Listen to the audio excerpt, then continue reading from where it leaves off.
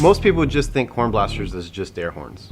We're actually more than just air horns. I'm an automotive enthusiast. It's something that I've seen the company grow from something that was out of the back of Matt's truck to now a full-blown warehouse full of products.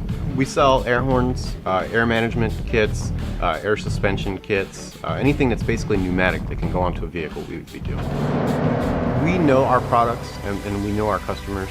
So we know that we're giving the customers what they need. We'll sit there, we'll take the time to know what the customer is looking for and get them what they're actually needing instead of just what's the most expensive. Realistically, I mean, the person that wants to buy our product, they know that they're going to get something that's quality.